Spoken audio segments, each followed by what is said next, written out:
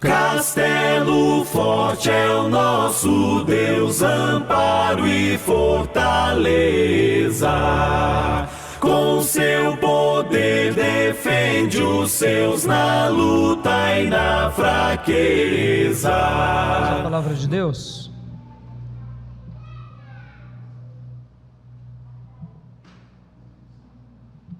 Aleluia. Nessa noite eu quero ler um texto bíblico com os irmãos e quero compartilhar um assunto que é o que Deus deseja para cada um de nós.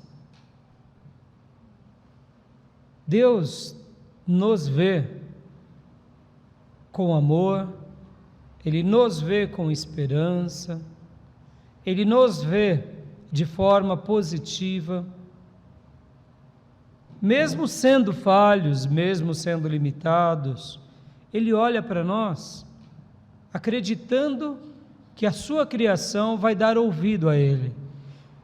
E, consequentemente, essa criação que dará ouvido a Ele será uma criação, homens e mulheres, jovens e adolescentes, que prosperarão, que terão vida e vida em abundância, e que vencerão em todas as coisas.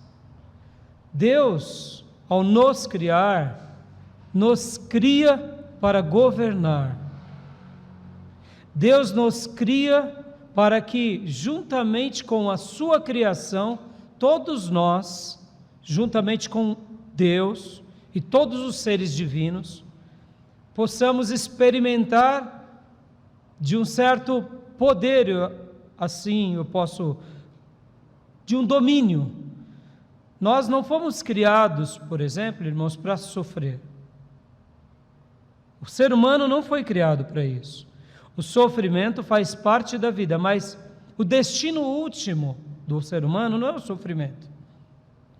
O ser humano não foi criado para a escravidão. O ser humano não foi criado para ser um objeto de punição. Não. Nenhum de nós. Aliás, nada da criação de Deus foi criado para isso. Tudo que Deus faz é bom, é perfeito e é agradável. E quando Deus cria o ser humano, Deus cria o ser humano para que ele governe, para que ele tenha esse domínio, tenha esse poder de administrar tanto a sua própria vida, quanto a sua família, quanto a sua cidade ou a sua nação. É assim. Então, quando a gente ouve por aí, muitas vezes, um discurso triunfalista, eu sei que, mesmo que ele pareça ser verdade, ele está sendo distorcido para que as pessoas entendam o triunfo de uma forma errada. Então hoje, no assunto que eu quero tratar com os irmãos e com as irmãs, eu quero tratar do seguinte título, né? Os vencedores. Os vencedores. Esse é o meu título. Deus deseja que todos nós, como seu povo, vençamos. Simplesmente assim. Vençamos em quê, pastor? Vençamos em tudo. Nos nossos propósitos de vida pessoal, vençamos como pessoas, vençamos como pais, vençamos as irmãs como mães, os adolescentes e jovens e solteiros como filhos. O desejo de Deus é que a gente vença os obstáculos, vença as dificuldades, supere nos problemas. Então, hoje o que eu quero falar é resgatar um pouco o coração dos irmãos e das irmãs a essa doutrina tão importante, que é a doutrina que eu poderia dizer, pela qual Deus espera de nós naquele último dia, que é das recompensas, que é realmente de desfrutar de uma vida, eu diria, repleta de significados e valor. Porque, irmãos, uma coisa a gente sabe, tudo vai passar sobre nós, tudo.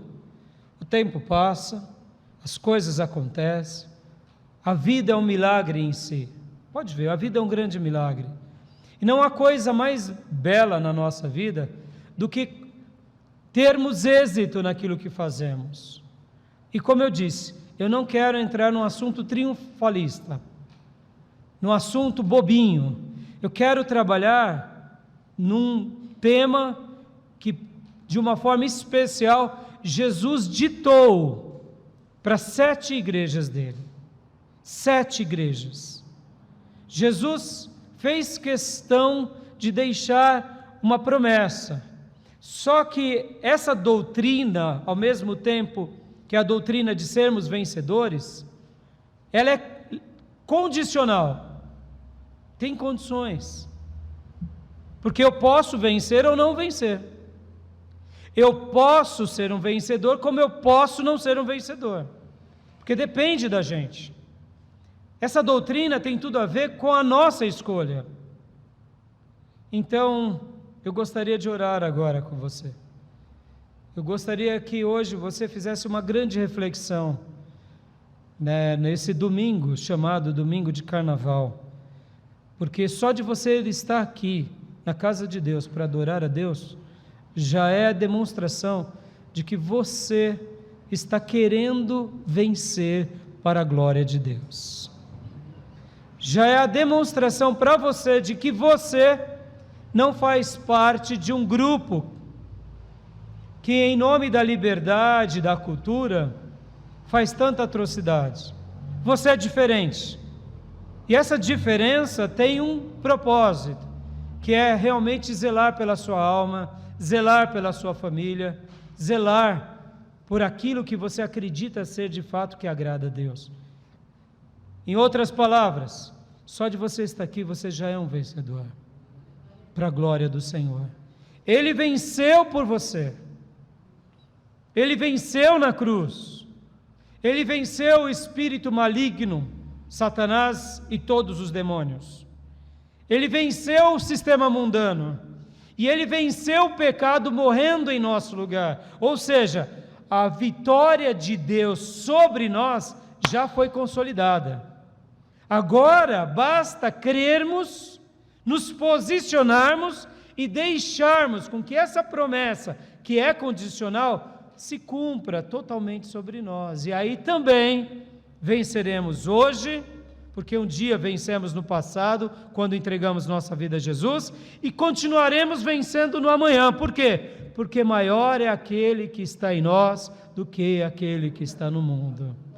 Então hoje eu quero trabalhar sobre essa doutrina, a doutrina dos vencedores, porque eu quero que você continue vencendo, meu irmão, vencendo, minha irmã, vencendo nos seus planos, vencendo nos seus projetos, mas principalmente vencendo para a sua alma, vencendo para Deus, porque muito em breve todos nós, todos nos encontraremos com o Senhor, louvando a Deus e bendizendo o Cordeiro que vive pelos séculos dos séculos. Com palmas nas mãos, celebraremos a Ele com um coro eterno. Lá será o grande momento de triunfo nosso, porque Ele venceu por nós, e por darmos ouvido a Ele, estaremos vencendo, e naquele dia será consolidado a nossa grande vitória, que estamos nos céus, e do céu ninguém vai nos tirar para a glória do Senhor. Então vamos orar?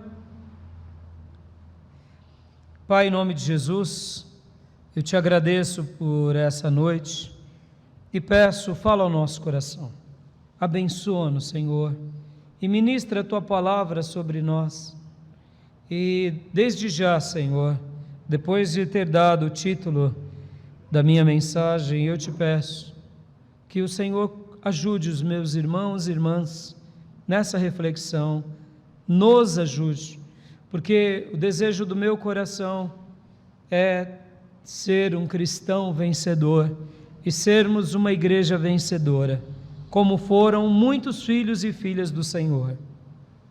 Ajude-nos, ampare-nos, socorra-nos estenda a tua mão sobre nós e trabalhe por nós. E abençoe-nos nessa noite, em nome de Jesus. Amém. Amém, irmãos? Vamos ler Apocalipse capítulo 2. Eu aprendi com o pastor Billy Graham, quando ele pregou sobre as 7 igrejas da Ásia, que essas 7 igrejas,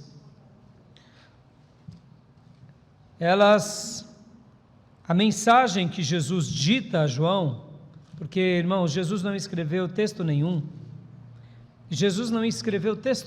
tudo que foi escrito pelos apóstolos, mas esse ditado aqui foi de primeira mão, foi o único texto que foi um ditado de Jesus ao apóstolo João. Jesus se revela a João e diz assim: João, escreve. E aí João escreve.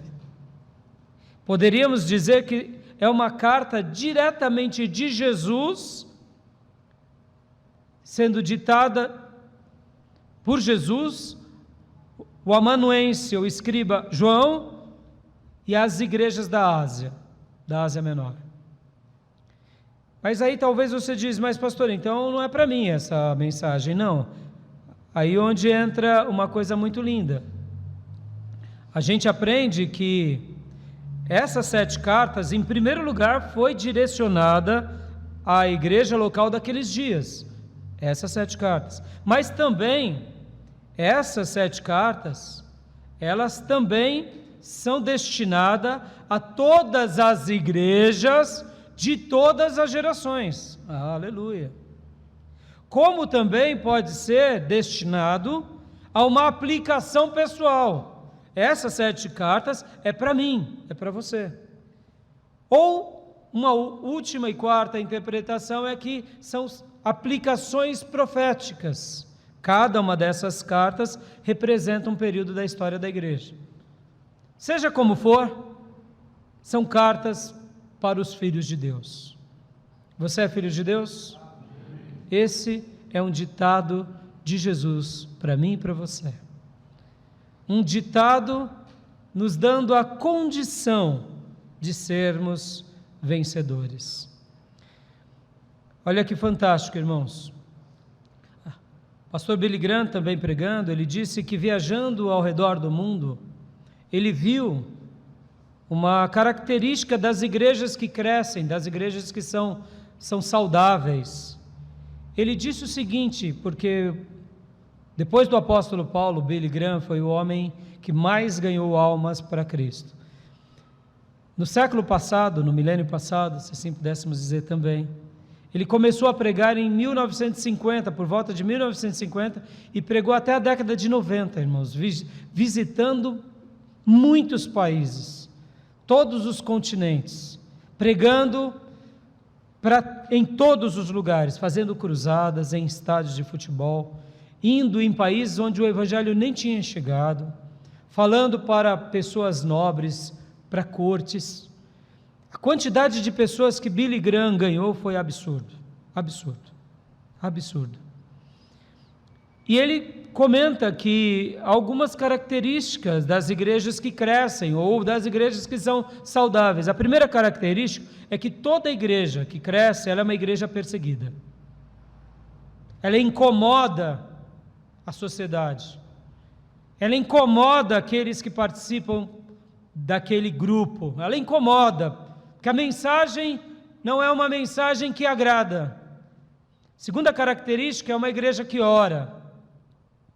Terceira característica é uma igreja que adora a Deus e adora no poder do Espírito Santo.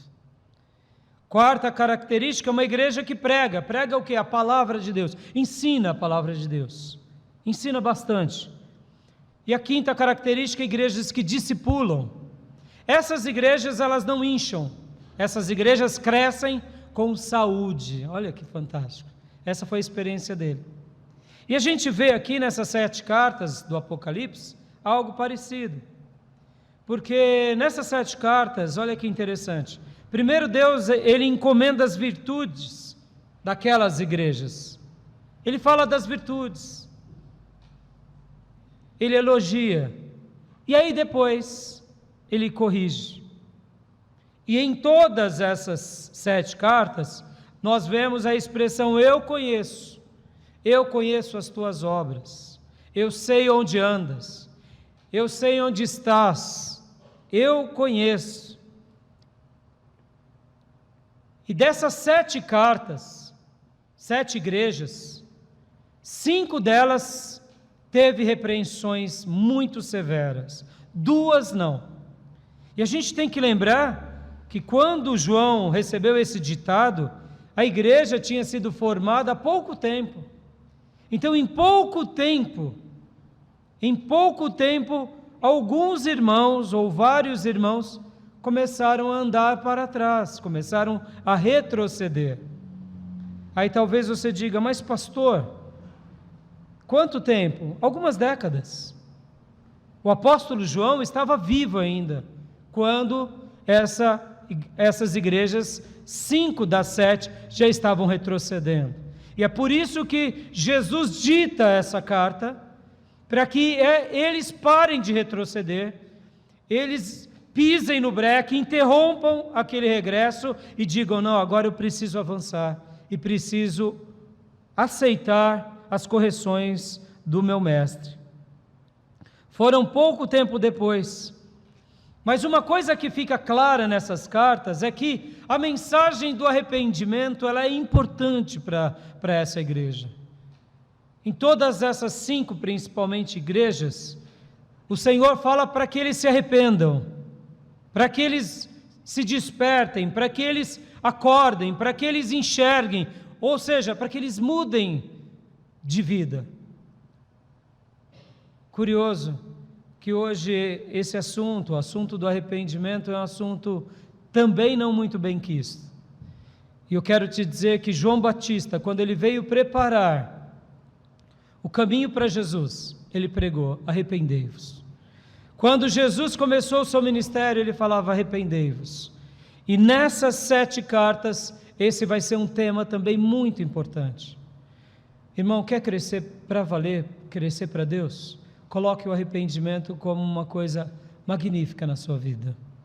O arrependimento, cair em si, examinar-se, refletir e pedir a Deus a ajuda dEle. Porque hoje, irmãos, hoje, a gente vai estar avaliando aqui o que tem acontecido muitas vezes, inclusive dentro da igreja, é a ausência do arrependimento. E olha, quero te dramatizar com essa fala. Se há um ser que não se arrepende,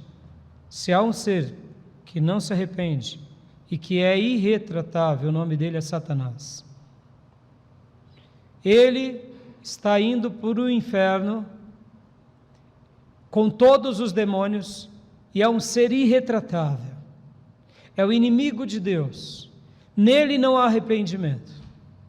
Nele não há quebrantamento. Nele não há esse autoexaminar-se.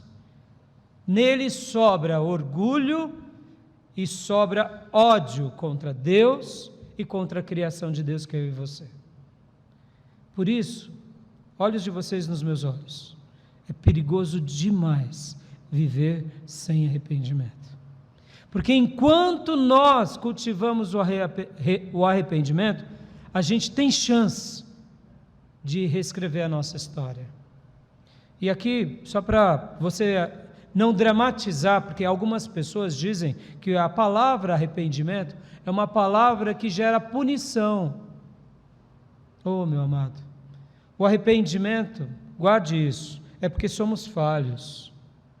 Mas o arrependimento não é para nos gerar punição, simplesmente e condenação e opressão.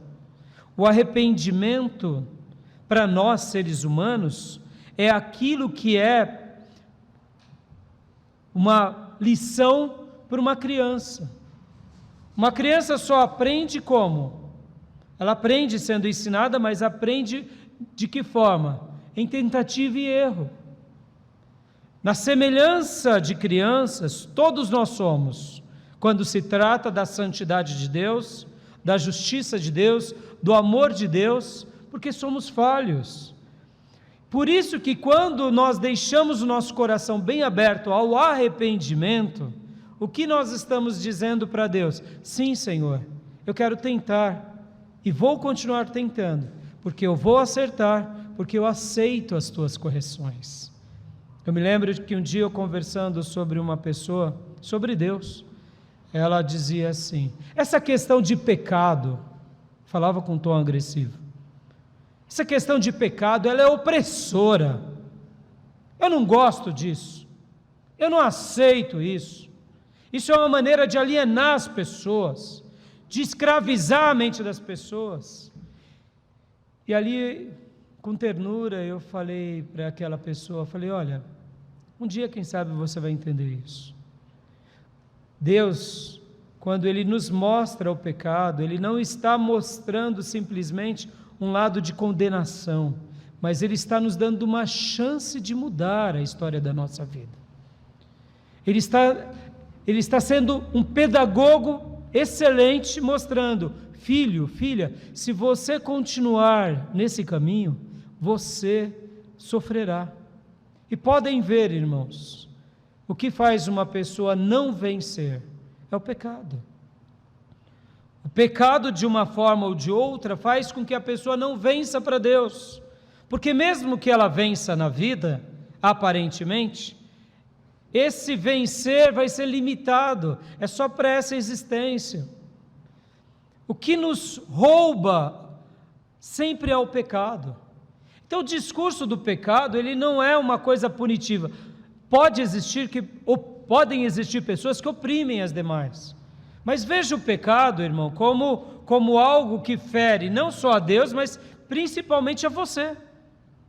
Porque não há pecado que nos faça crescer. Todo pecado nos regride. Todo pecado nos regride como pessoa. Por isso que o arrependimento tem que ser algo, como eu diria, como um barbeador para os homens. A gente precisa constantemente para fazer a barba ou para pará-la. A gente precisa. Por quê? Porque se eu não tiver o arrependimento na minha vida sendo latente, eu vivo uma vida cômoda. E essa vida cômoda pode me escravizar. E vai escravizar. Por quê? Porque mais cedo ou mais tarde eu vou estar cometendo pecados. E os pecados farão parte da minha vida. Irmão, uma criança, ela não peca assim maldosamente. A natureza dela é pecaminosa. Então, ela peca. Mas ela não é um pecador compulsivo, temerário. Por isso que Deus promete que uma criancinha já está salva. Porque uma pessoa é um ser puro. Ele não tem aquela maldade latente. O pecado para que a gente seja liberto, porque a gente precisa ser liberto dele? Porque a gente vai se adequando a ele. A gente vai fazendo dele um hábito na nossa vida. E é por essa razão que a gente tem que aceitar a Cristo, tem que se arrepender e tem que pedir, Deus, que a tua divina semente nasça em mim. E é por isso que a obra da cruz, ela veio para vencer o pecado, não os pecados. É a natureza pecaminosa. No momento em que aceitamos a Cristo, o Espírito Santo já está ali trabalhando na nossa vida. Antes de aceitarmos a Cristo, o Espírito Santo já trabalha na nossa vida. No momento em que a gente aceita Cristo, Ele reina na nossa vida. A gente já passa a ter a divina semente. A natureza pecaminosa recebe um golpe da cruz, recebe um golpe pelo sangue de Jesus. E a partir daquele momento, a divina natureza, ela é implementada dentro de nós, na semelhança de uma semente. Agora essa semente, ela tem que ser regada, ela tem que ser nutrida e ela tem que ser alimentada. E quanto mais ela cresce, mais ela se enraiza, ela se expande e no tempo certo ela produz os seus frutos.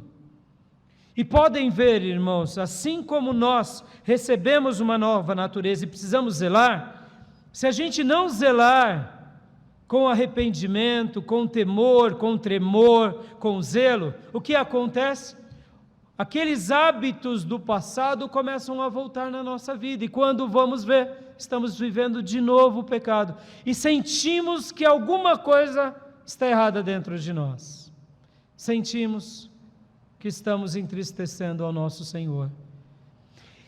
Felizes são aqueles que caem em si e voltam-se para Deus, mas infelizes são aqueles que, por causa da dureza do seu coração, nutrem o pecado e deixam o Espírito Santo. Então, nessa noite eu quero ler os textos que falam sobre o que Deus espera de nós. O primeiro texto está em Apocalipse 2, versículo de número 7, que diz: aquele que tem ouvidos, ouça o que o Espírito diz às igrejas. Você tem ouvido? Você tem ouvido no seu coração? Na sua alma? Ouça o que Deus nos diz. Ao vencedor darei o direito de comer da árvore da vida que está no paraíso de Deus. Essa é uma promessa para você, meu irmão. Se alimentar para sempre de um alimento que jamais vai acabar, de um alimento que você começa desfrutando hoje, agora, e desfrutará para sempre, que é a árvore da vida. Em outras palavras, você se alimentará da eternidade, e a eternidade será enxertada entre nós. Essa promessa veio à igreja de Éfeso, e a igreja de Éfeso, guarde bem isso, representa o perigo do abandono do primeiro amor. Olha que interessante. A igreja de Éfeso tem uma mensagem. Qual é a mensagem da igreja de Éfeso? O perigo do abandono do primeiro amor. Em Atos 19, nós vemos quando Deus usa o apóstolo Paulo para ganhar aquelas pessoas em Éfeso. No Novo Testamento, essa era a igreja mais forte, a igreja mais trabalhadora, a igreja mais corajosa. Mas, em algumas décadas, eles perderam o primeiro amor. Perderam. Abandonaram aquele fervor. E começaram a suportar erros bíblicos. Notem, o texto diz: abandonaram o primeiro amor. Foi uma escolha. Não simplesmente perderam como perde-se um dinheiro, uma joia, mas abandonaram. É um ato de escolha. O Senhor está dizendo para aquela igreja que abandona o primeiro amor, ou aquele crente que abandona o primeiro amor, ele jamais se tornará um vencedor. Se você realmente quer, meu irmão, em nome de Jesus, ter na sua vida essa promessa dessa vitória de Deus enxertada dentro de você, jamais abandone o primeiro amor. Jamais. Jamais deixe o primeiro amor. Lute, irmãos. Eu costumo muito ter alguns momentos de nostalgia. Essa semana mesmo eu estava mexendo no meu escritório em algumas fotos, em algumas coisas, e eu vi uma foto que o missionário Davi Bordon, lá do México, me enviou alguns anos atrás. E aquilo me deu muita alegria, porque ele sempre me chamava de Raimundinho. Ele falava: Raimundinho, Deus ouviu as nossas orações.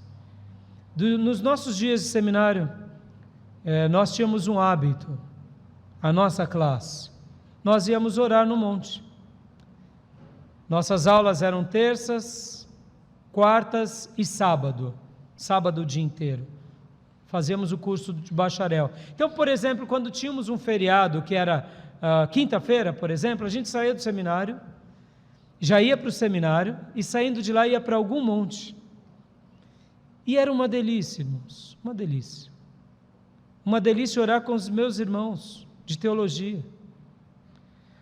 Um daqueles homens hoje é pastor na Igreja Batista do Povo, na Vila Mariana. Outro se tornou missionário no México. Eu estou aqui em Ferraz de Vasconcelos. Aquela classe foi uma classe que Deus levantou muitos homens. Agora eu digo, foi o estudo? Não. Foi porque, através das vigílias, através das orações, nós nutríamos o primeiro amor. E é isso que eu gosto de refletir muito na minha vida. Muitas vezes aqui na arte de pastorear vocês, uma coisa que eu não me deixo vencer é isso. Qual é a minha relação com o meu amado? Como eu estou com o meu amado? Porque mesmo que eu acabe de pregar uma mensagem e seja aplaudido por vocês, abraçado por vocês, elogiado por vocês, e eu e o meu amado? E eu e ele? E essa é uma pergunta que não se cala na minha caminhada. Como eu ando com ele? Qual é a pauta que eu tenho dado a ele? Eu o amo como eu o amava? Ou eu tenho perdido o meu amor? Eu sou apaixonado por ele como eu era naqueles dias? Eu faço a obra dele como eu fazia naqueles dias? Eu tenho aquela mesma entrega? Ou eu estou diferente? Pense nisso. Enquanto falo, vai prescutando o seu coração, porque de repente você não está vencendo, mas Deus já venceu por você, porque o amor dele por você é um amor inflamado, é um amor intenso. Deus não desistiu de você. Talvez você que me ouve ainda aqui nem entregou a sua alma a Jesus. Eu te afirmo, Jesus te ama muito. O amor dele por você é extraordinário. Ele te ama antes de você ter nascido. Mesmo conhecendo toda a tua vida e mesmo você não se sentindo digno, ele te ama. O amor dele por nós é um amor apaixonado, é um amor intenso. E como dizia Spurgeon, é um amor imensurável. Spurgeon, escrevendo e pregando uma mensagem sobre João 3,16, ele disse, cita João 3,16, porque Deus amou o mundo de tal maneira que deu seu Filho unigênito. Spurgeon começa a explicar o que é tal maneira. Ele diz, falta-nos explicações humanas e compreensão humana do que é o tal maneira de Deus. E aí ele pôs o título do sermão dele de amor imensurável. Não dá para medir, porque é tão alto que chega nos céus, é tão profundo que veio a esse planeta, veio ao nosso coração, é tão largo que abraça toda a humanidade em todas as gerações, é tão extenso que não tem como ser medido. Deus te ama, e se Ele te ama e venceu por você, é porque quando eu e você nos entregamos a uma devolutiva de amá-lo no primeiro amor, a gente vai vencer também em nome de Jesus, e essa promessa vai se cumprir na nossa vida. A segunda igreja, a igreja de Esmirna, representa os problemas do sofrimento. A igreja de Esmirna, ela representa o sofrimento. E no versículo 11 diz, aquele que tem ouvidos, ouça o que o Espírito diz às igrejas. O vencedor de modo algum sofrerá a segunda morte. Aleluia. Porque aquele que nasce duas vezes, morre uma vez só, mas quem nasce apenas uma vez, morre duas vezes. Olha que forte. Aquele que nasce duas vezes, o nascimento biológico e o nascimento espiritual, não tem a segunda morte, porque a segunda morte é essa chamada de morte eterna, porque você nasceu para Deus. Mas quem nasce apenas uma vez e não nasceu de novo, morre duas vezes, morre a morte física e morre a morte eterna. A igreja de Esmirna era uma igreja que amava a Deus de uma forma muito grande, mas passou por muitas aflições. Mas aqui, essa igreja nos ensina algo lindo, que vale a pena seguir a Deus, mesmo sofrendo, porque Deus não se esqueceu de nós. Você tem sofrido, meu irmão? Você tem sofrido? Você tem sofrido por ser um cristão, por amar a Deus? Você tem sofrido por essa razão? Deus nessa noite manda eu te dizer, olha, o vencedor de modo algum sofrerá a segunda morte. Em outras palavras, você me pertence, mesmo sofrendo, eu estarei cuidando de você. Mesmo sofrendo, continue firme, continue sendo forte, não retroceda, porque Deus não tem prazer naqueles que retrocedem, como está escrito em Hebreus 10, 38 e 39. Deus tem prazer naqueles que progridem, que avançam. Então, mesmo sofrendo, olhe para o sofrimento e diga para o sofrimento, já já eu te vencerei. Porque o Senhor venceu por mim e eu sei que eu sobrepujarei sobre você. E em nome do Senhor, você não me impedirá de seguir a Deus. Não desista da sua caminhada por causa do sofrimento. Sofrimento, diz Pedro, tem atingido muitos no mundo, semelhante aos apóstolos, aos discípulos. Por isso que eu falei para os irmãos e para as irmãs, que o discurso triunfalista acaba sendo um grande engodo, porque no discurso triunfalista diz que você não vai ter sofrimento. Não, irmãos. Agostinho de Hipona, o grande pai da igreja, disse o seguinte, que Deus teve apenas um filho sem pecado, Jesus Cristo, mas não teve nenhum filho sem sofrimento.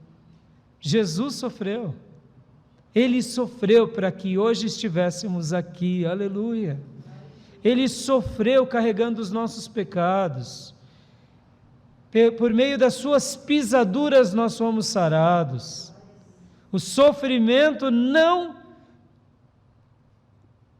é um objeto para te destruir, o sofrimento é um objeto para te aperfeiçoar. Pode ver, irmão, é o sofrimento de um pai, muitas vezes educando um filho rebelde, que faz dele mais sábio.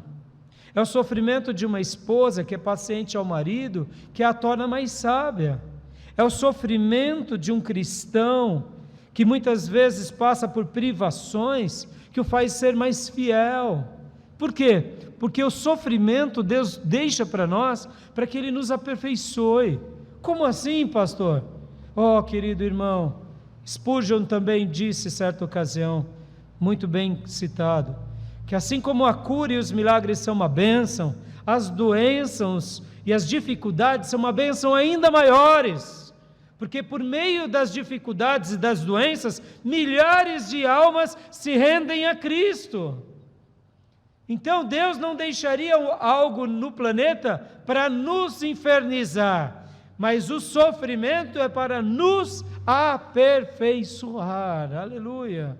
Por essa razão, se você tem passado como foi o problema da igreja de Esmirna, se mantenha forte e firme, porque de modo algum você ou eu sofreremos a segunda morte. Você e eu seremos vencedores, amém? A terceira igreja é a igreja de Pérgamo. Essa igreja, ela simboliza o comprometimento teológico, erros doutrinários, ensinos errados. Só para vocês terem uma ideia, na cidade de Pérgamo, as moedas, elas tinham um símbolo, que era uma serpente. Lá na cidade de Pérgamo, eles seguiam o pecado de Balaão. A igreja de Pérgamo era uma igreja que ela tinha se misturado com o mundo. Era a união da igreja e do mundo. E Deus chega ao ponto de falar, eu sei onde está o trono de Satanás. Uau! Essa igreja, o perigo dela era o comprometimento do ensino. Elas não ligavam para o ensino. Mas o pastor pregou algo que eu gostei. Aí alguém pergunta, está na Bíblia, irmão, aquilo? Eu não sei, eu só sei que eu gostei. Eu gostei. Ele falou algo que eu senti. Algo que eu senti a presença de Deus. Irmão, cuidado. Sentir a presença de Deus é maravilhoso. Mas ouça as doutrinas do Evangelho. Siga os critérios de Deus. Seja criterioso com isso. Eu gosto muito de comparar, irmãos, nessa hora que a gente fala de doutrina, a um cardiologista. Imagine se você aqui, com o seu coração com problema, você iria a qualquer cardiologista fazer uma cirurgia cardíaca, em qualquer médico, só porque ele tem um título cardiologista? Aí alguém diz, olha, o título daquele médico lá é suspeito, hein? Ele comprou por aí. Você iria? Você indicaria o seu filho para ir?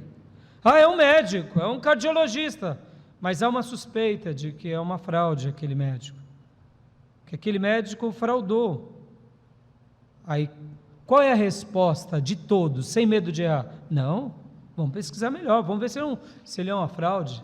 Aí eu digo, quando a gente entrega os nossos ouvidos e a nossa alma a um ensino herético, como eu posso ficar tranquilo? Eu só estou ouvindo, pastor.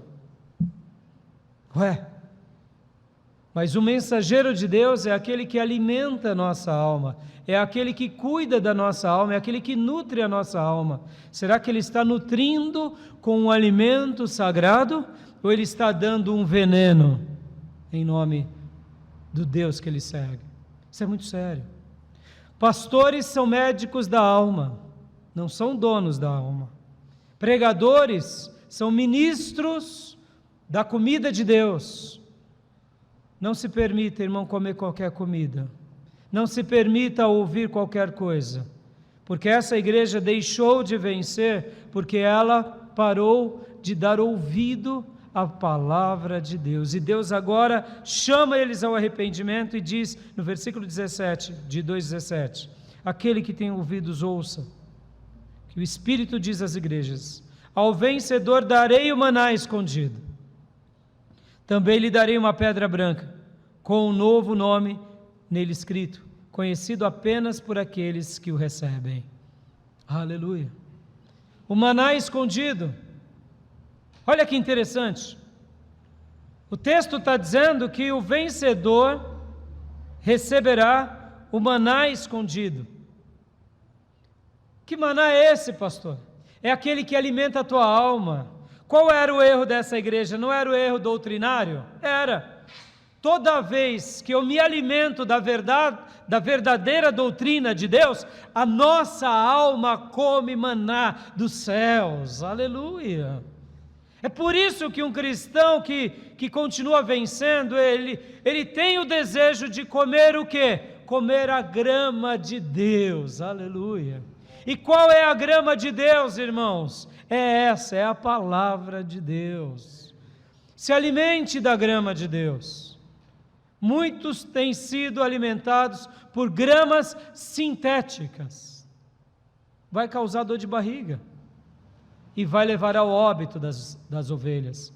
O que a ovelha come é grama, e o que ela bebe é a água cristalina. Quem é a água cristalina? Jesus Cristo. Ele é a fonte de água viva, é o Espírito Santo de Deus sendo jorrado dentro de nós e por meio de nós, e que veio sobre nós. E aqui o texto ainda continua dizendo que Deus nos dará uma pedra branca com um novo nome escrito nela, mostrando aqui intimidade, mostrando aqui que essa pessoa é especial. Vocês se lembram de algumas vezes nas Escrituras em que alguns homens de Deus receberam um novo nome? Pois é, Deus está dizendo aqui, que aquele que se alimenta da palavra dele, que não dá ouvido ao erro, mas que realmente é um vencedor, além de comer do maná escondido, recebe um novo nome. Eu poderia ousar dizer que você receberá um nome pelo qual aquilo que Deus te vê. Sabe quando a gente olha para uma pessoa e diz, aquele homem é um homem de Deus, aquela mulher é uma mulher de Deus, é um homem de Deus zeloso. A gente não enxerga virtudes nas pessoas? A gente não enxerga? Aquele homem é um homem de Deus amável, aquele homem é um homem de Deus pacífico. Eu quero acreditar que nesse dia, todas as virtudes que Deus vê, Ele vai colocar, quem sabe, ali no nosso novo nome, novo significado. Quando Deus viu Pedro, falou, você é uma pedra, Pedro. Quando Deus viu Abraão, disse, você é pai de muitas nações. Quando Deus foi mudando o nome dos seus filhos, mudou de propósito, porque via neles virtudes. E ali deu novos nomes para homens e para mulheres. Quando eu e você vencemos, Deus nos chama pelos apelidos que Ele nos vê, pelas qualidades que Ele nos vê. É por isso que Abraão recebeu o nome de pai de muitas nações, mas também recebeu o título de amigo de Deus. Aleluia. Na pedrinha de Abraão, devia ser Abraão, amigo de Deus. Como Deus te vê? Um vencedor é visto assim por Deus. Em quarto lugar, a igreja de Tiatira tem uma promessa especial para ela, e ela tem tudo a ver agora com essa fase que a gente está vivendo, que são os dias de carnaval. A igreja de Tiatira era uma igreja que estava envolvida em pecados do comprometimento moral. A igreja passava por um perigo imenso, a imoralidade, o sexo, uma sociedade pervertida, o hedonismo reinava naquela igreja. E agora vem Deus e corrige aquela igreja a fugir disso. E agora no versículo 26 ele diz, aquele que vencer e fizer a minha vontade até o fim, darei autoridade sobre as nações. Aleluia! Não é somente um vencedor, será alguém que governará as nações. Como que vai acontecer isso é um mistério, nós não sabemos. Nós não sabemos, mas dá para ver que na eternidade terá hierarquias, segundo entendemos desse texto. Mas a gente já vê na vida dos apóstolos e de muitos discípulos uma autoridade tamanha. Os apóstolos eram aquelas pessoas que falavam em nome de Deus. E uma das coisas que eu mais admiro num filho de Deus que é vencedor, é que ele não diz como as pessoas dizem, ele fala com seus lábios ungidos, com a autoridade do Altíssimo. Pode ver, irmãos, um vencedor que foge da promiscuidade, que foge da imoralidade, que foge de uma sociedade permissiva, aonde os seus valores morais e éticos são deturpados, e ele se esforça em Deus. Deus dá a ele um selo, a ela um selo, e quando ele abre a boca, ele fala com autoridade, muitas vezes mesmo sendo uma pessoa leiga. Por quê? Porque o Espírito Santo de Deus já faz com que ele seja autoridade aonde ele está. Aleluia! Eu louvo a Deus, irmãos, porque Deus tem levantado homens assim, mulheres assim, nos lugares mais variados. E quando a gente vê essa autoridade, ela é notória. Pode ver, irmãos, que muitas vezes numa cadeia, quem fala aos presos com autoridade são quem? Os pastores. Pastores vão ali, e os pastores muitas vezes são considerados. Podem muitos não concordar com as palavras pastorais, mas há um respeito, mesmo por aqueles que estão no crime. Isso é a autoridade de Deus sobre uma pessoa.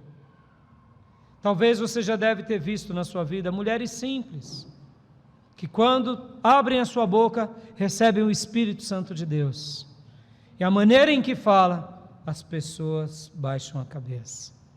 O que é isso? É a autoridade do Espírito Santo, demonstrando que aquele filho de Deus, que aquela filha de Deus, é um vencedor. Aleluia! Fuja da imoralidade e receba em nome do Senhor a autoridade. Aleluia. Em quinto lugar, a igreja de Sardes é uma igreja que demonstra a morte espiritual. O perigo dessa igreja era a morte espiritual. Aquele que parecia estar vivo, mas já estava morto. E uma das coisas que a gente tem notado hoje são crentes com jeito de crentes, mas já estão mortos há muito tempo. Alguém já disse uma frase que eu achei muito interessante sobre igrejas cheias de pessoas vazias, cultos cheios de pessoas vazias. Muitas vezes nos alegramos com uma quantidade imensa de pessoas, e de fato, nós pastores gostamos sim, mas a pergunta que fica é, será que são pessoas também cheias do Espírito Santo de Deus? Ou são pessoas como essa igreja de Sardes, onde o Senhor diz, conheço as tuas obras, você tem fama de estar vivo, mas está morto. Oh, meus amados, porque Deus fala essa frase tão contundente a essa igreja? Porque eles já tinham morrido.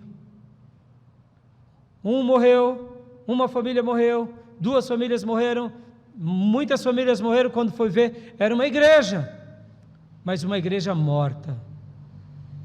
Olha como é forte isso.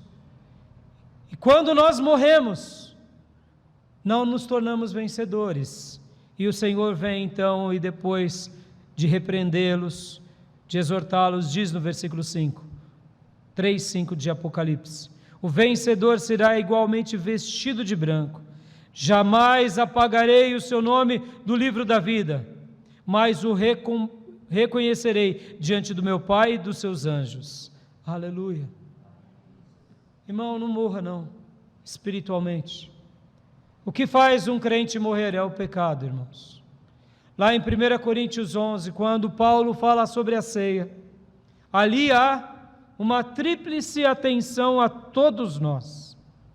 O apóstolo Paulo falando, aquilo que eu recebi do Senhor, eu entrego a vocês. E aí ele fala da ceia. Depois que ele fala da ceia, do pão e do vinho, ele diz, examine-se, pois, o homem, e coma. Porque quem come e bebe sem discernir o corpo do Senhor, come e bebe condenação para si. Por essa razão, muitos estão, em primeiro lugar, fracos, depois, doentes, e muitos dormem. Quer se identificar? Se você é um crente que muitas vezes vive fraco, pede, Senhor, me socorre, me livra do perigo da morte espiritual. Se você vive doente, aqui é doença espiritual, emocional e física também. Porque muitas doenças mentais e muitas doenças emotivas, sentimentais, acabam aflorando no físico. E a morte, aqui pode ser 2 tipos de morte: morte espiritual e morte física mesmo, na semelhança de Ananias e Safira, que foram recolhidos por Deus. Então, amados, o Senhor está dizendo aqui que aquele que não se deixa vencer pela morte espiritual, que aquele que realmente não aceita essa morte espiritual, esse vazio. Sabe por quê, irmãos? Muitas vezes, quer identificar uma pessoa que está morrendo espiritualmente? Ele transfere a culpa para todo mundo. O pastor mesmo, Billy Graham, pregando essa mensagem, ele contou a experiência dele. Ele disse que ele sempre ouvia o pastor da igreja dele. Ele era um jovem presbiteriano até então. E ele ouvia o pastor e ele falava, esse pastor não dá uma risada, esse pastor não fala algo engraçado, esse pastor não, ele prega lá seus 15, 20 minutos e não acontece nada. Mas um dia Billy Graham se converteu. E aí Billy Graham disse para o seu amigo, o que aconteceu com o reverendo tal? Agora ele fala coisas interessantes, agora ele fala coisas bonitas. Aí o amigo dele, aí ele mesmo caiu em si, e aí ele falou, agora eu me converti, simples, eu só me converti. Muitas vezes, irmãos, sabe quando a Bíblia passa a não ser mais relevante? É um livro chato. quando a oração é enfadonha, quando a comunhão é indigesta, são sinais de que você já morreu espiritualmente. Antes de você realmente debandar para o mundo totalmente, clame ao Nazareno, fale: Senhor, me perdoa por essa morte, me perdoa por essa doença espiritual, me perdoa por essa fraqueza e derrama em mim de novo a vida, porque o Senhor diz que o vencedor igualmente será vestido de branco, jamais apagarei o seu nome do livro da vida. Olha, o texto relaciona a morte espiritual a riscar o nome do livro da vida. Oh, amado irmão, isso não é ficção, isso não é conto de fadas, isso é real. Deus tem um livro chamado Livro da Vida. Quem morre espiritualmente é riscado do livro da vida, mas quem vence a morte espiritual, Deus jamais risca o nome dele do livro da vida. Não deixa Deus riscar o seu nome, não deixa, isso é muito sério, não deixa. No mesmo livro de Apocalipse, no grande dia do julgamento de todas as nações, de todas as pessoas, de todas as gerações, Deus, a Bíblia diz que pegará o livro da vida, e aqueles que não estiverem inscritos no livro da vida, serão lançados no lago de fogo e enxofre, porque desprezaram o maior presente de Deus, que é a salvação em Cristo Jesus. Ó querido, quantos são os crentes que têm morrido porque simplesmente são cômodos, morrido simplesmente porque vivem uma vida ociosa, ou porque vivem uma vida amorosa. Peça para Deus nessa noite: me perdoa, Senhor. Continuando, a próxima sexta igreja é a igreja de Filadélfia, e aqui essa igreja representava um problema na área do evangelismo. Aqui é a igreja que Deus abre uma porta e ninguém fecha, mas a porta que Ele fecha, ninguém abre.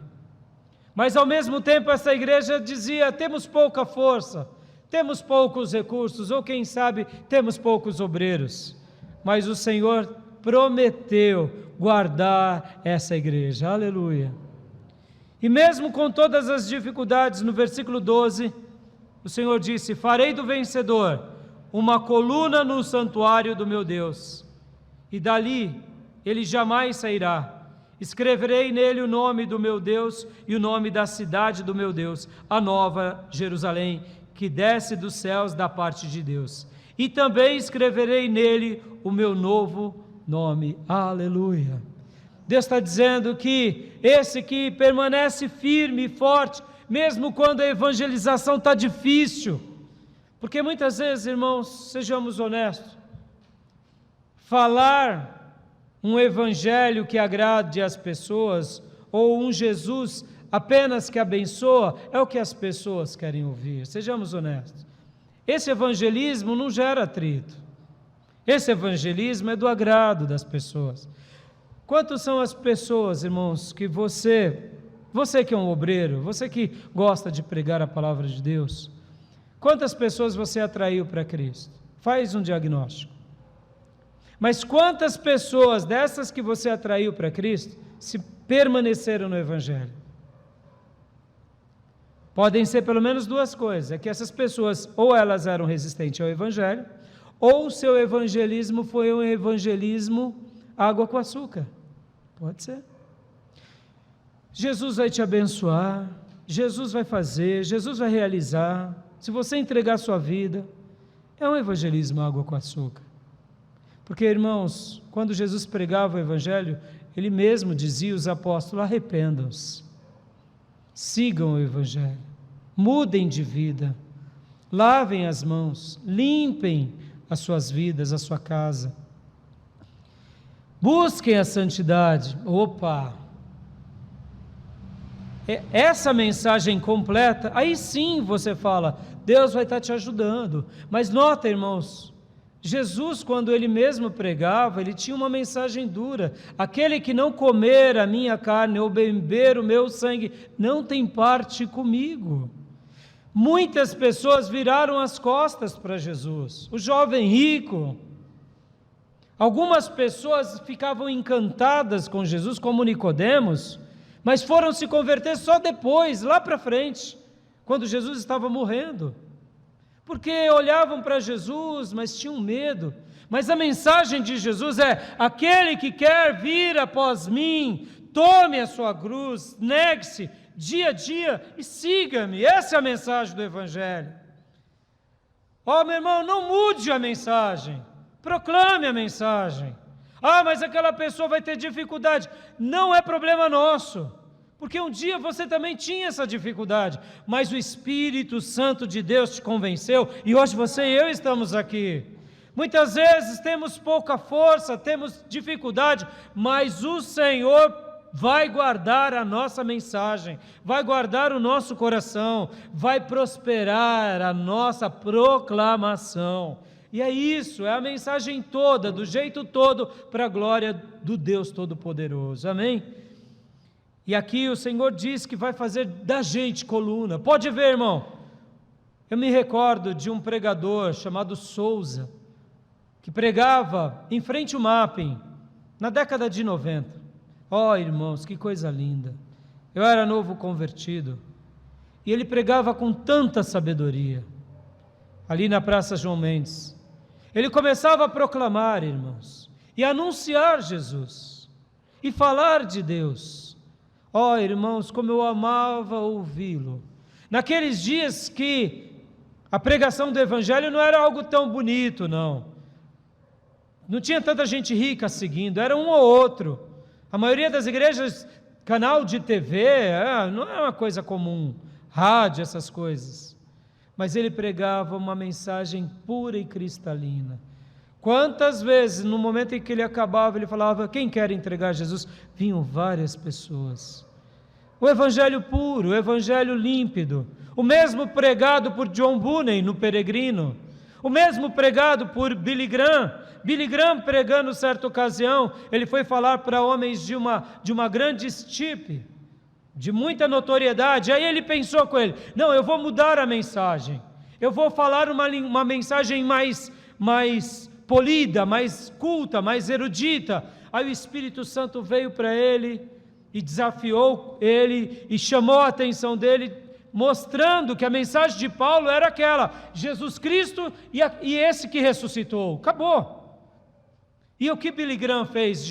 Billy Graham foi para aqueles homens da corte e falou a mensagem mais simples do Evangelho, mais pura do Evangelho, e Deus honrou a vida dele com aquela pregação. É assim a nossa vida, irmãos. Pastor, mas não estão me dando ouvido. Não tem problema, é o Espírito Santo que vai convencer essas pessoas.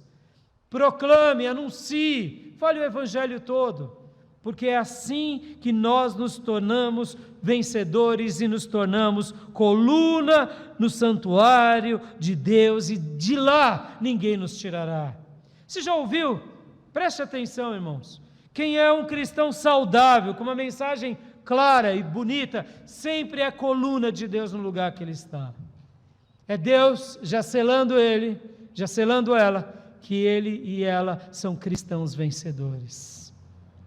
E a sétima e última representação aqui é a igreja de Laodiceia. A igreja de Laodiceia é uma igreja morna, não é quente nem fria, melhor que fosse fria, porque o morno o Senhor está a ponto de vomitar da boca. A igreja de Laodiceia representa os problemas da complacência, os problemas de depender da nossa própria força, das nossas virtudes, da nossa competência, da nossa intelectualidade, ou seja, depender do nosso braço, do nosso marketing, da nossa excelência humana. Oh, irmãos, reino de Deus não tem nada a ver com o reino dos homens. Reino de Deus, reino de Deus, reino dos homens, reino dos homens. Reino de Deus não é nem pela força, nem pela violência, mas é pelo Espírito do Senhor. Aleluias. Essa igreja é uma igreja que representa isso. E aqui fica uma pergunta: como você tem feito o ministério? Como você vive? Você vive na sua força ou você depende de Deus? Aqui, muitos naufragam por essa razão, porque tomam as suas escolhas. Eu faço como eu quero, do jeito que eu penso ser certo. O que a Bíblia diz não importa, o que o pastor diz não importa, o que os anciãos da igreja diz não importa, porque o que importa é o que eu penso, porque eu e Deus nos bastamos. Oh, querido, quando fazemos alguma coisa na força do nosso braço, naufragamos, porque o morno, ou aqueles que faz as obras no reino de Deus na carne, não são obras que Deus se alegra. Por essa razão, muitas vezes as pessoas estão fadadas e cansadas e desanimadas, porque tudo que foi feito na carne, porque era para a sua glória e para o seu louvor. Porque quando fazemos para Deus, irmãos, ninguém para nós. E uma das coisas que a gente aprende vendo os grandes servos de Deus, e Billy Graham inclusive, é que tudo que é feito pela força do poder do Espírito Santo de Deus, perdura. Tudo que é feito pelo poder e pela obra do Espírito Santo de Deus, marca aquele povo, marca aquela geração e marca a posteridade, porque é uma obra de Deus. Só usou uma ferramenta, um homem, um vaso. E aqui essa igreja, a igreja de Laodiceia, era essa igreja cheia de si. Eu sei, eu faço, eu decido. Oh, querido irmão, oh, amado irmão, entrega a tua vida incondicionalmente ao Senhor. Sabe, querido irmão, eu me lembro de uma vez de uma irmã, que era da nossa igreja. Ela sempre fazia as coisas do jeito dela. Eu falava, filha, não é assim. Mas é assim que eu penso, pastor. É assim que vai ser. Quantas vezes eu vi essa irmã naufragar na vida? Quantas e quantas e quantas vezes? Por quê? Porque não é pela força, não é pela violência, mas é pelo meu espírito, diz o Senhor. É pelo Espírito Santo, irmãos. Não é do nosso jeito, irmãos. Vou dar um exemplo aqui nas questões financeiras. Um pastor, se fosse do seu jeito, ele cobrava o dízimo, o 20%, não o dízimo, 10%, ou o trízimo. Mas eu não posso cobrar o trízimo dos irmãos, nem explicar o dízimo, não está na Bíblia. O que está é o dízimo. E essa lei é para todos nós, o dízimo é para Deus. Ah, mas eu não penso assim. Tudo bem, ore a Deus para que Ele mude o seu coração. Ore a Deus, fale, Deus, me faça entender, me faça contribuir com doçura. Outra coisa, irmão, a questão de submissão. Irmãos, como essa questão da submissão, ela está sendo tão destruída nos nossos dias. O mundo contemporâneo, o mundo chamado pós-moderno, essa questão de papéis. Irmão, submissão não é subserviência, gente. Submissão é ser conduzido por alguém com alegria. Hoje em dia, irmãos, a gente vê isso, filhos que são rebeldes, mas mulheres que são rebeldes, homens que são rebeldes. A submissão não é uma ordem nossa apenas, de pastores, mas é uma ordem divina, porque quando eu, como filho, aprendo a obedecer o meu pai e minha mãe, eu aprenderei a obedecer a Deus, que é o Todo-Poderoso. É simples. Uma mulher que é submissa ao seu marido, ela deixa um exemplo de uma mãe sábia, e os filhos olham e falam, eu quero uma mãe que nem aquela. E quando o pai é um líder em amor, que ama a esposa e se sacrifica pela esposa e pelos filhos, os filhos falam, eu quero ser um homem que nem o meu pai, que mesmo ele sendo o cabeça, ele não vira um tirano. Notem, irmãos, porque quem aprende a se submeter ao outro, aprende a se submeter a Deus. É simples assim. A igreja de Laodiceia representa essa complacência. Eu faço como eu quero, do jeito que eu quero, e eu sou o dono de mim mesmo. E essa frase tem uma origem. Quem é o dono de si mesmo? É Satanás. Porque ele, ao ser irredutível, Ele é o ser irretratável. Nós não nascemos para sermos assim. Pode ver, irmão, que todo o nosso crescimento está no processo de aceitação da instrução do outro. Pode ver. Você vai no médico, o médico te receita algo, você fala, não, doutor, eu não acredito que você está certo, você está errado, porque é o seguinte, eu me basto. Você tem uma cara feia, é assim? Ele estudou a vida toda, irmãos. Você pode não gostar da dieta, você pode não gostar do tratamento, mas o que a gente faz? Tem que seguir. Por quê? Porque Deus colocou ele ali para ser a nossa autoridade na saúde. E na gestão pública, a mesma coisa. E na segurança, a mesma coisa. Tem pessoas que olham um policial e acham que todo policial é corrupto. Não, gente. Não é todo policial que é corrupto. Eu sei que não é todo político que é honesto, é raro, mas é por isso que a gente tem que ter cidadania. Não basta a gente ficar criticando e falando. Isso vale para a igreja, irmãos, é um caos.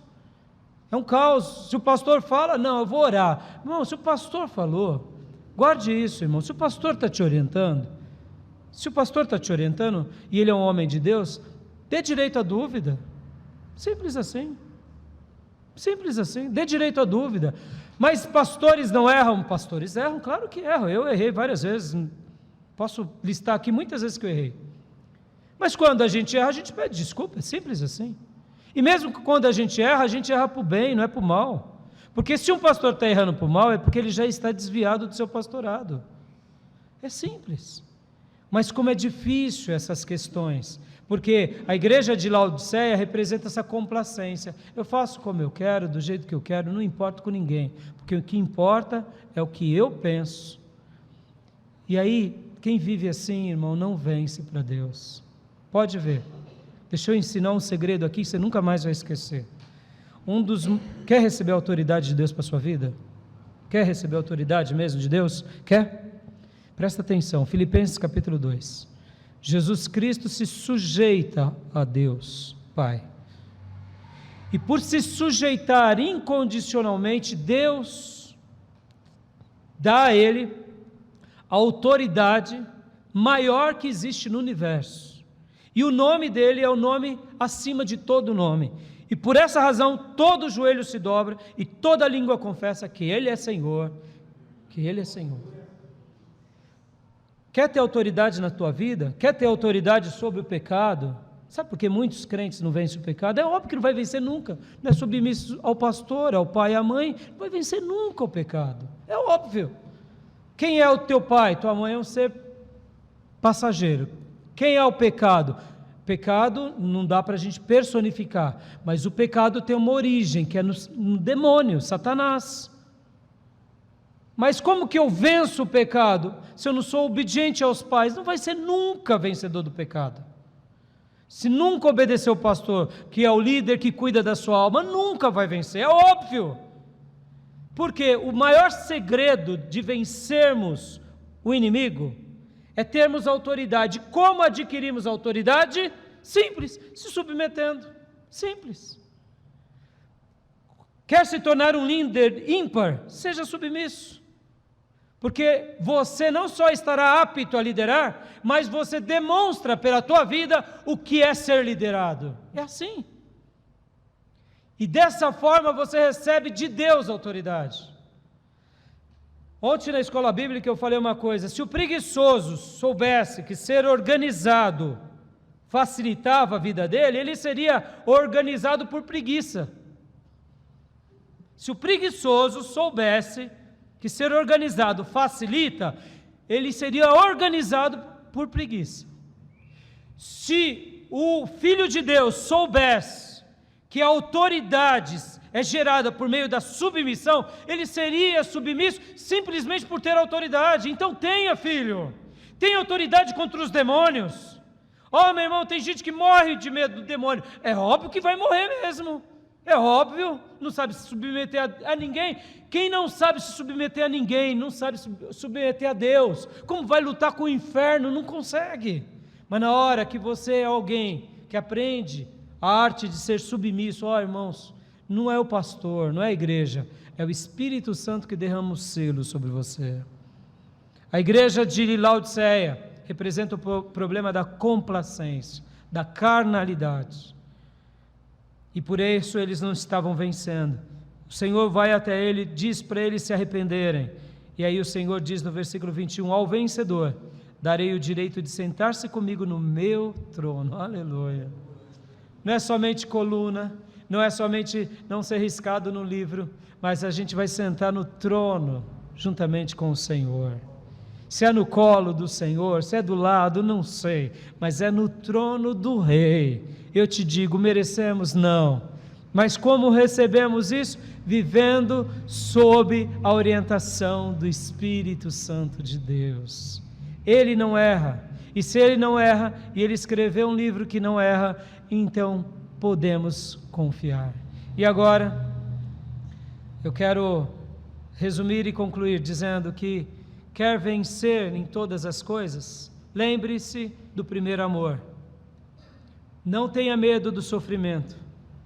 Seja piedoso nas questões doutrinárias. Seja zeloso na moral e na ética. Jamais morra espiritualmente. Continue proclamando o evangelho puro, de cruz e de ressurreição. E seja uma pessoa guiada pelo Espírito Santo e dependa apenas do Espírito de Deus. E dessa forma, seremos sempre vencedores. Eu não sei em que área você tem errado, mas eu gostaria de ler o 3:20 para a gente orar e encerrar. 3:20 diz, eis que eu estou à porta e bato. Se alguém ouvir a minha voz e abrir a porta, entrarei e cearei com ele e ele comigo. Talvez você está vivendo derrotas, derrota na vida financeira, derrota como pai, derrota como mãe, derrota contra os demônios, derrota contra o pecado, derrotas e derrotas, quem sabe tem hora que você até tem pensamentos suicidas, mas nessa noite o Senhor, Ele quer te fazer ser vencedor. Dê ouvido a Ele, dê ouvido a Ele. Isaías 55:6 diz, buscai o Senhor enquanto se pode achar, invocai-o enquanto Ele está perto. O Senhor está aqui nessa noite, irmão. Ele está abrindo os céus para você. Ele quer te fazer ser uma pessoa vencedora. Basta você olhar para Ele, basta você crer nele, basta você se agarrar nas mãos dEle, porque maior é o que está em nós do que o que está no mundo. Creia que Ele pode te ajudar, abra o seu coração. Não seja um cristão triunfalista, mas seja um cristão que vence na autoridade e no poder de Deus. Vença em todas as coisas, vença para Deus e deixa Deus fazer o que Ele quiser com a sua vida, amém? Eu te convido a orar comigo, feche os seus olhos, curve a sua cabeça. Amado Pai, eu entrego a Tua palavra ao Teu povo nessa noite. Te agradeço sim, Senhor, porque somente o fato de estarmos aqui, já demonstramos que desejamos vencer. Mas como pastor dessa igreja local, nessa noite eu te peço, Senhor, por todos os meus irmãos, por aqueles que estão vencendo e têm vencido e vencerão, e por aqueles que não têm conseguido vencer. Ó meu Deus, que essa noite seja um divisor de águas para a vida do meu irmão e da minha irmã. Que esse irmão, que essa irmã que está tendo derrotas na sua vida, quem sabe sentimental, pessoal, derrotas na sua vida profissional, derrotas na sua vida espiritual, derrotas por não sentir mais o Espírito Santo de Deus. Ó Deus, faz do meu irmão, da minha irmã um vencedor. Ajuda ele e ela a escolher correto, a escolher seguir os mandamentos de Deus, crer no maior presente de Deus que é Jesus Cristo e depender apenas do Espírito Santo de Deus. Ó Deus, guarda o meu irmão, guarda a minha irmã a ter o primeiro amor, a saber lidar com o sofrimento e não desistir com o sofrimento, a ser zeloso com a doutrina, como Judas disse, batalhar pela fé santíssima, uma vez entregue aos santos. Ajuda-nos a termos uma fé tão plena, que não seja uma fé, ó Deus, imoral e antiética, mas uma fé que tenha padrões morais e éticos. Livra-nos da morte espiritual, livra-nos e continua a ungir os nossos lábios na proclamação do Evangelho, e a sermos, ó Deus, sempre dependentes de Ti e do Teu Santo Espírito, que reina na Tua igreja e vai reinar até a volta de Jesus. Ajuda-nos, Senhor, ajuda-nos. E vai ouvindo a oração do meu irmão e da minha irmã, que nessa noite rasga o seu coração pedindo o socorro, pedindo alento, pedindo que o Senhor nos transforme. É assim que eu oro e intercedo em nome de Jesus. Amém. Ainda de olhos fechados? Eu não sei se você tem vivido uma vida de derrota, mas eu gostaria que você agora repetisse essa oração comigo. Eu vou repetir alto e você repita no seu coração, falando baixinho. Diga para Deus: Deus, eu quero vencer, porque o Senhor deixou essa promessa condicional e hoje eu me aproprio dela para a glória do Teu nome.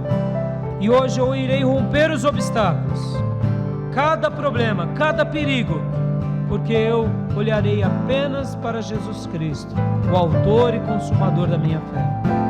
Se você tem vivido uma derrota ou muitas derrotas e quer mudar o padrão e o quadro de derrotas da tua vida, então repita comigo essa oração. Senhor, em nome de Jesus, eu me arrependo de tudo que eu tenho feito, tudo que não é do Teu agrado e que tem me feito viver derrotas. Nessa noite eu te peço, perdoa-me, purifica-me, lava-me, limpa-me, transforma-me e ajuda-me a escolher sempre segundo a Tua vontade, segundo a Tua palavra, segundo o Teu Espírito Santo, porque dessa forma vencerei para a glória do Teu nome. Vencerei hoje, vencerei amanhã e vencerei na eternidade, porque foi esse o destino que o Senhor preparou para mim. E é assim que eu quero viver, arrependido e transformado para a honra, para a glória e para o louvor do Teu nome. Em nome de Jesus, me ajuda, socorra-me para a honra e glória do Senhor.